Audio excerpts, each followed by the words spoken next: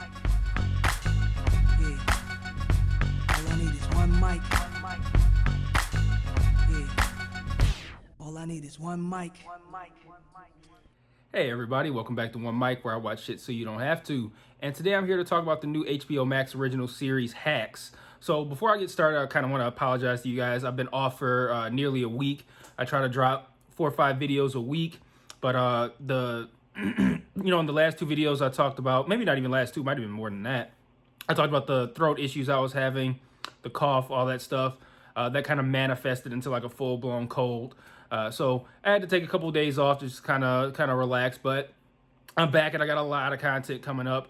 Real briefly, Loki comes back tomorrow, June 9th. Also, there'll be the penultimate episode of Handmaid's Tale. Lupin Part 2 hits Netflix on Friday. So there's all kinds of stuff coming up. But I'm not here to talk about that. I'm here to talk about Hacks. So Hacks is a show starring Jean Smart as Deborah Vance. You'll probably know Jean Smart. She was on Mayor of Easttown. So if you're one of the people who've been watching Mayor of Easttown with me, she played Mayor's mother in Mayor of Easttown. She was also on Watchmen. She's having a hell of a resurgence to her career over the course of the last, year or two. And also stars Hannah Einbinder. I hope I'm saying her name right. I'm not sure. As Ava. She doesn't have a last name. At least that hasn't been said on the show. It's not even on IMDb. But the premise is essentially that Jean Smart plays Deborah Vance, and Deborah is a comedian who was really, really popular a long time ago. And now she's older. She has a residency in Vegas, and it's kind of not doing too great. And the owner of the hotel, played by, I don't know this guy's name, but he will never be anyone other than Shooter McGavin from from Happy Gilmore. He's looking to cut back her dates and kind of maybe bring in some younger, fresher talent. Conversely, Ava, played by Hannah Einbinder, is a young comedian. I'm not sure how old she is, but I'm going to talk about her briefly for a moment. But she essentially got canceled for a tweet that didn't go over well. So now she's having trouble finding work. And now her agent is putting her in contact with Deborah to kind of write jokes for her. So it kind of serves 2 purposes. It gets Ava a job, and it gets Deborah a little bit of a younger feel to her comedy. Now, I decided to look up Hannah Einbinder because I find her to be very interesting on this show. I find her to be very funny. I think she's a great character. She seems like she has the potential for a long-term career in this industry, and this industry being television. Like I think she's really good. But I did a little bit of research on her. I'm going to read that for you real quick. She made her national television debut in 2020 on Colbert. At the time, she was the youngest person to do stand-up on that show, and she's also the last person to do in-person set on Colbert before COVID hit and caused all those restrictions. So she's had she was on the cusp of a fairly successful career prior to COVID, and was still able to get this gig. And I think Hacks is fairly popular at this point. So good for her. But I really find her to be pretty entertaining. A couple of other people who are on the show. You have Caitlin Olsen, who you might know from Always Sunny. She plays, I think her name's Dee. It's been so long since I've watched Always Sunny. But she's on here. She's great. Her boyfriend is played by Paul Felder, an MMA fighter, who he's not a champion or anything like that, but he's pretty well known. I immediately was like, holy shit, Felder's on this. And then there's been a couple of cool guest spots. So like I said, the guy, Shooter McGavin from Happy Gilmore. I feel so bad that I don't even know this guy's real name. He pops in and out. The episode 8, which is the most recently aired episode, had Anna Marie Horsford on it. And you guys might not know her by name, but you would definitely know her by face and voice. She was in Amen, this old comedy that came on in the 80s that took place in a church. She was on that. She did an episode of Fresh Prince where she played like a toilet paper, like someone who owned a big toilet paper company or something like that. And Jeffrey thought that she was the neighbor's maid, so they built a relationship. And then when he found out she was rich, it became weird. So she did 1 episode of Fresh Prince, and she was a regular on the Wayans Brothers. So those are the things that come to mind for me. But I'm sure if you guys saw her, you recognize her. So pretty cool to see her on there as well. Lots of other cool guest appearances as well. So they do pretty good there. As far as the show goes, I think that the show is entertaining. It's not something on the level of Schitt's Creek and Ted Lasso, where it does a great job of having really good humor, but also having really good heartfelt moments and really great character building.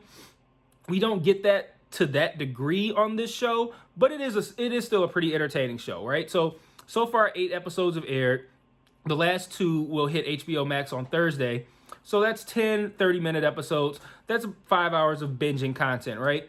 I think it's something that's worth binging if you're just looking for something fun to watch. You know, you don't have to put too much thought into it.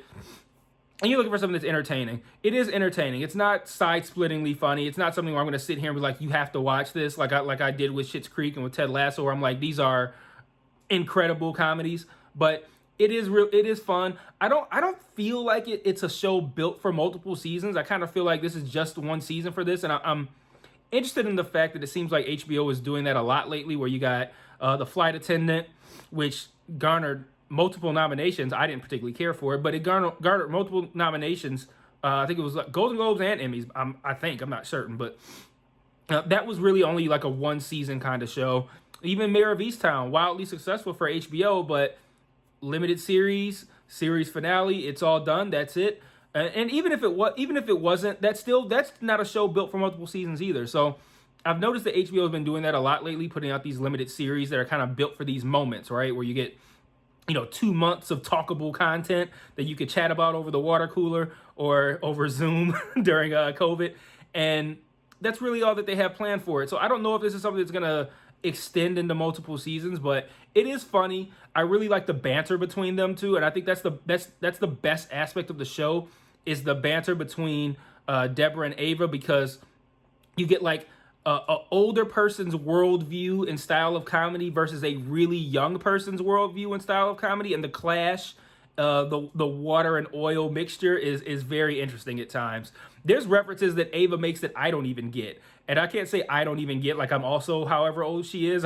I could very well be twice her age. I don't know how old she is, but there's a lot of things that she mentions that I don't even get. So you get a lot of really good banter between them, and I think the banter alone is worth watching the show. I will tell you that there's some really good back and forth between them.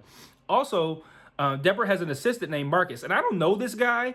I've never seen him in anything else off the top of my head, but I really like this Marcus character. He's not particularly funny. He's just a good guy. Like, he's just somebody who it feels like he's not really he's not just her assistant. He's kind of like almost like part of her family, kind of. And I don't know. I find him to be a really interesting and likable character. Right now, they got a little side plot going with him where he's starting to date this guy who monitors, I should say, the water usage in Deborah's neighborhood. I believe I think it's episode 1 opens with Deborah getting chewed out by this guy for using too much water or something like that. She calls him a water cop all the time. So now Marcus is starting to date this guy, and it's made an interesting dynamic having him around Deborah when they are always kind of like butting heads over the water. So pretty interesting stuff there. And then one other thing that I thought was pretty cool about this show, and it's just a moment. It's not something where it's like, okay, this is a selling point for the show necessarily. But there's a really cool shot in episode, I think it's 7, where Ava is FaceTiming a drive-through wedding in Las Vegas. And at the moment where they are saying the vows and doing the kiss, she's holding up her phone to do the FaceTime. And the shot is from behind the phone screen. So it's looking on the phone screen. The phone screen is in the forefront, and the kiss and the vows are in the background. And you can see in the phone the face of the person who Ava's on the phone with.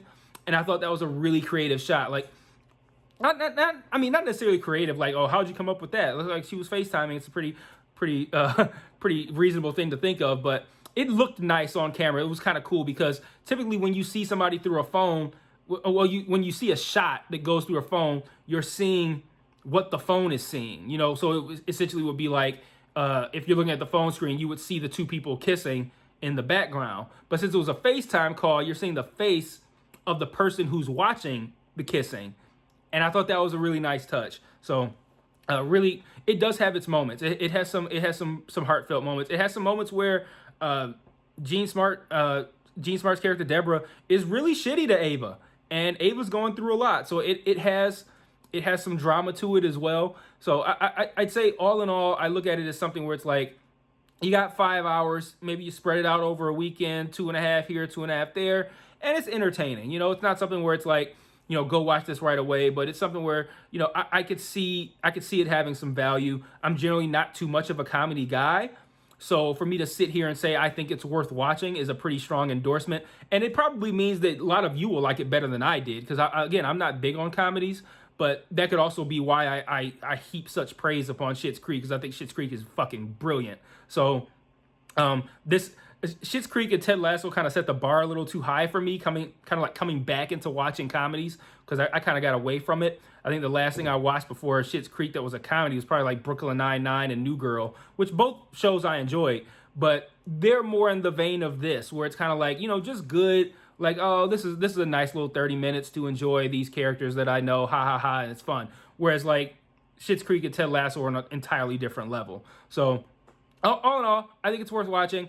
And I guess that's really all I'm going to say about it right now, because I feel like I've said, all in all, it's worth watching like 17 times. So allow me to get this rust off. I've been off for about a week. So I'm going to have content over the next several days for you guys to check out. And I'll see you then. Peace.